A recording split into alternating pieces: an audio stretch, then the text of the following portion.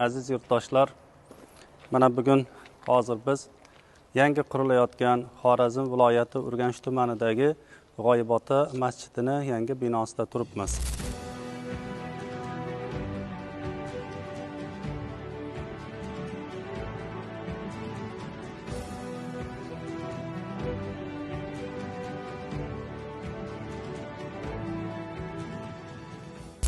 Bu masjidimiz mana maydonimiz 5 gektar maydonga qurilyapti.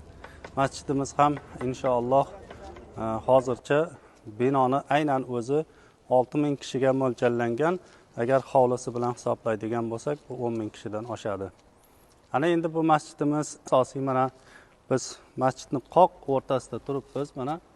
Mana shu qoq o'rtasidan hisoblasak, gumbazimiz 24 metr kattalikda bo'ladi inshaalloh. Va mana hozir biz masjidda asosiy qavatida bo'lsak, pastimizda podval qismi, yer osti qismi bor va shu bilan birgalikda mana ko'rib turganimizdek balkon qismi bor. Ana endi bu masjidimizni hozir gumbaz qismini, ya'ni tom qismini bostirish ishlari olib borilyapti. Ustalarimiz jadal ishlashyapti. Shu bilan birgalikda mana masjidimizning ma'muriyat qismi, ma'muriyat binosi mana oldi tarafida joylashgan. Shu bilan birgalikda masjidimizning ikki tarafida, hovlining ikki tarafida ikkita tahoratxonamiz bor. Har tahoratxonada 55 kishi birdaniga tahorat olish imkoniyatiga ega.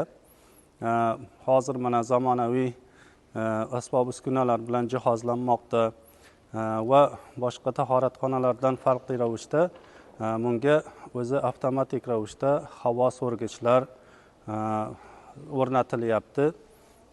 Qolaversa mana masjidimizni oldidagi minoralarni ham ta'mirlash ishlari olib borilyapti.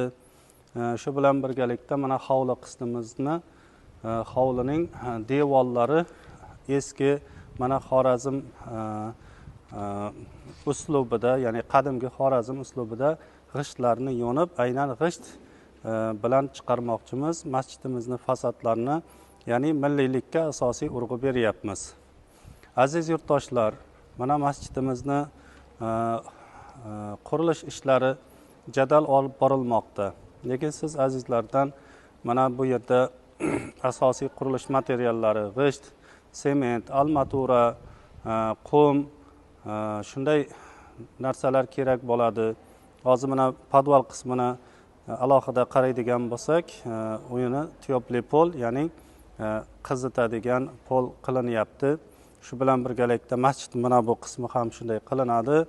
Ana undan keyin masjidimizning gumbaz qismi va asosiy binoga oyna eshiklar o'rnatish ishlari olib boriladi. Barchangizni mana shunday bir xayrli ishlarga chaqirib qolamiz.